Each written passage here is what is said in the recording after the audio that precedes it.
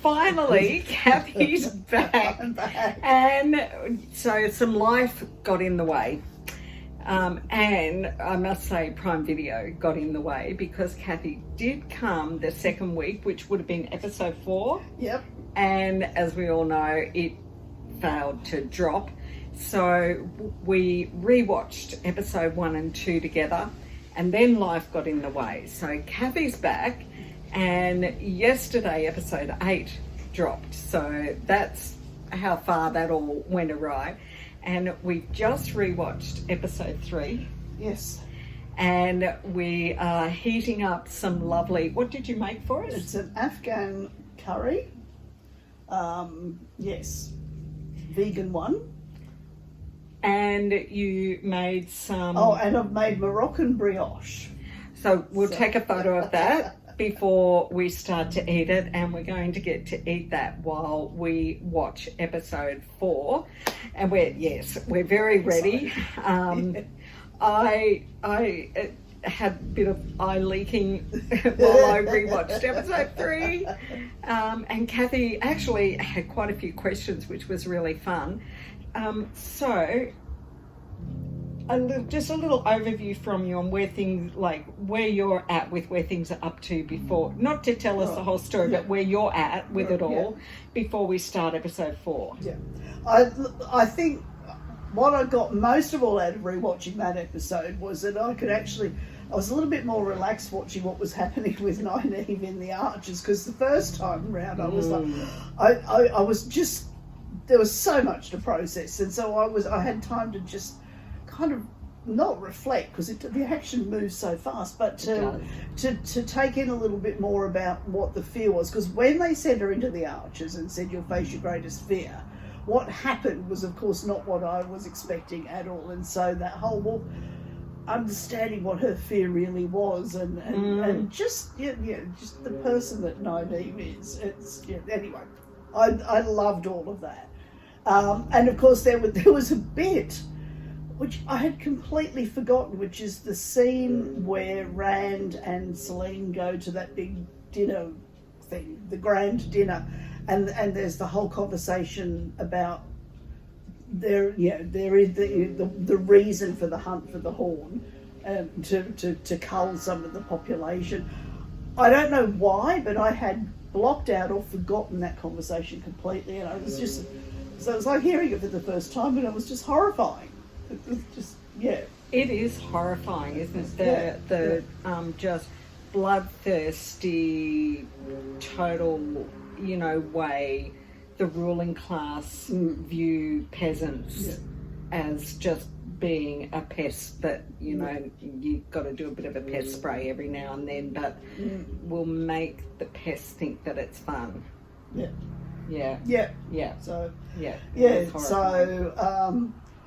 And because it's been weeks and weeks and weeks, I'm really glad that we rewatched that episode before we now do episode 4, because as I said to Katrina, I'd remembered the overarching themes, but there was a lot of detail that I'd forgotten.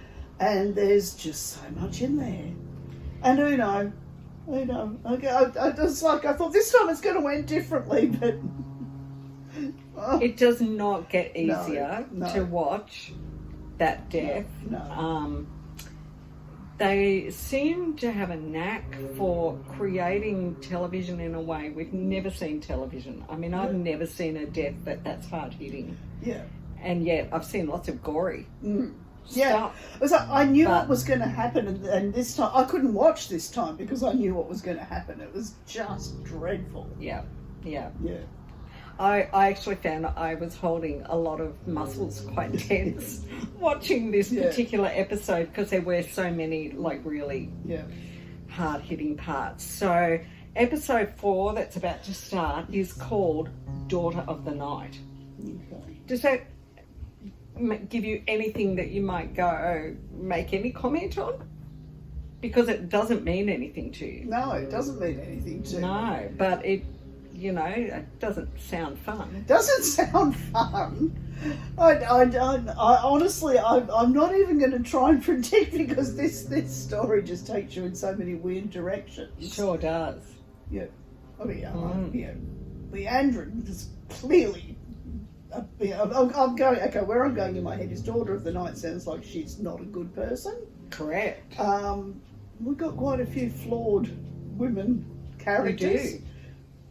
Leandrin appears to be top of my list of right. bad women in this program so far. All right, so Daughter of the Night could have a Leandrin connection of some kind. And I am wondering about Nim and what's going to happen. Yeah, I'm still not quite sure whether she was just trying to find a way out of a hard situation or whether she's is there more going on there? Don't know.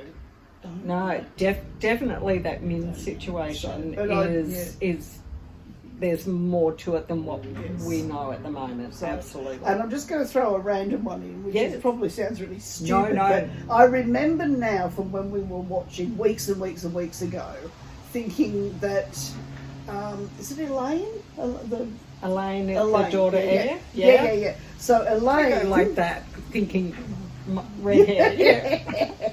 So Elaine seemed too good to be true, and I was a little bit suspicious of her. So I'm going to just throw her in as another candidate. As another Daughter of the Night candidate. Yeah. Ooh, that's very good. That's very good. Just All right. But I don't like to predict these things because this thing just takes us on such a wild journey. I've always loved that. One of the most about fantasy is that you can't predict. Yeah. You know, whereas if something's based in real world, it can often feel like the story gets quite predictable. Yeah. But when you just don't know what new monster or what new whatever could appear, it's like you go for the ride because you can't predict. Yeah, it is fun. Yeah, and can I also just say, we love it. Episode 3, I just want to scream out to Perrin, it's all right, you're not on the devil's side, it's okay, he's lying to you. It's just I know, and I wanted to yell out, "Don't drink the water from the devil!" Yes. I know. I was kind of expecting him to take it and like spit it out or something, and to be something horrible. I know, but you just. I know. My heart bleeds for Perrin, and my heart bleeds for Matt. You know, that's Leandrin. Talking to Matt. I mean, that was it. I actually heard so much more of it this rewatch. Of the vile stuff that's spewed out of her mouth. I mean, I know he has not made good decisions, but it was like she just layered. You know, insult upon insult upon insult, as if to say, how do you expect him to ever recover from? Yeah, because basically spoken to like that was abuse. If she hadn't said that to him, he would not have made the decision probably to walk away from Egwene. But because she basically said, "This is just who you are. You're terrible, and you're always do it again. Friends, and you will always do it because that's your pattern." I know. And so he became a self-fulfilling prophecy. And poor Matt. Yeah. Heartbreaking. Yeah. All right, so we've got great food and we've got episode 4 coming up.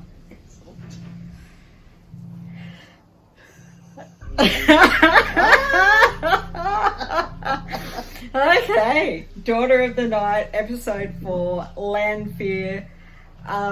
So one thing you don't know is that we can all recite that Daughter of the Night prophecy. Right. So when it was said word for word out of the book, we weren't like screaming. So, all right, so just watched episode 4. Cathy's like, ah! I hope. I am. Oh, yeah. I am. And we've got our 3 questions. Yes. So, favourite moment out of that episode? Oh. Like every single moment? Well, if it's a moment that was pleasurable, I'm going to say there weren't any. I don't think it was. True. Oh gosh, it's just. And I wrote these questions before seeing any episodes, not having a clue that this season was going to be so hard hitting. Yes. So, I favourite moment. I mean, I guess one of the things I really liked was Maureen and her sister, and that their interaction and yeah. I honestly don't think I could say favourite moment because everything was amazing. But I did really like that relationship and that the dynamics of those the sisters. tension of that. Yeah. Good. So, favourite character for the episode? For this episode, and I'm going to say favourite because I feel so sad for her is Min. Oh, it's just when Min opens her eyes and a Shamel is in front of her and she's just like, what? Yeah, and that the backstory with the aunties or whoever they were who'd been forcing her to use this gift and the stuff that she'd seen and the pain that she'd seen and we got a lot of backstory motivations in this episode, didn't we? Because we got Leandrin's motivations, we got Min's motivations, we got Andir, pronunciation is hard. Her, what had been happening for her all through her life. So we kind of we get so there's so many shades of grey. There's no you're good or you're bad. There is all this complexity to everybody. Because I think at the end of the previous episode I'd been looking at Min as a bit of a crafty double dealer and she's actually very vulnerable and hurt and she is being double crossed. Yes. Whereas you're quite correct. You're kind of wondering, is Min like double dealing? But she's being double crossed. And Leandrin had told her the truth but didn't tell her how it was going to happen and so that means that we have learnt something absolutely definite about Leandrin, who she's working with. Well, yes, absolutely, yeah. But there is no Black Aja. We talked about that in season 1, didn't we? There is no Black Aja. Yes. Yes. There cannot be any Black Aja. There cannot be. That's not possible. No. No. So it must be a mistake. Biggest shock. Oh gosh, there were so many. Every moment, like just the whole episode. But of course, at the very end, when when the sword appeared. Yeah, that was one of your most vocal moments. I think it was great. It was great because I was so engrossed in what was Celine turning into. Yeah, because she's like, I'm a monster, and she's kind of starting to dissolve into something else. And I was really focusing on, what's it going to be? Yeah. And then there's a sword, and then it's Moraine. Yeah. Just amazing. Yeah, absolutely amazing. And poor Rand. I know. He loved her. Right, last episode we were like going, Perrin's broken my heart, Matt's broken my heart, and it's like, Rand, I know, poor baby boy, he was totally sucked in on it. I mean, he never really looked like he was comfortable in the relationship, but a lot of that was him. That was his fears about him holding himself back for fear of hurting her. And just when he's then it's all just blows up in his face. And so what were yours? Gee, you know what? I should have done these. I didn't do them on my own. So. My favourite moment, I think it was when Hopper told Perrin his name. Oh, I'd forgotten about that. Yes, best boy Hopper. Oh yes, I had forgotten that one. Yeah. We were talking before it started about speculation, you know, that the fandom had. And we were all really worried how they were going to do the wolf communication. Oh, okay, yeah. You know, because it's one thing to read certain things in a book, but we were like, oh, you know, because there was there is no way they will do a wolf talking at him like this, you know, like that's not going to happen. Good. Yeah. But they're doing it beautifully because in the book, the wolves do communicate more through sending visions to each other, and they share like things that they see. So and I love that. I mean, just that whole thing was brilliant, and him learning about how they're communicating and I'm sorry. Sorry.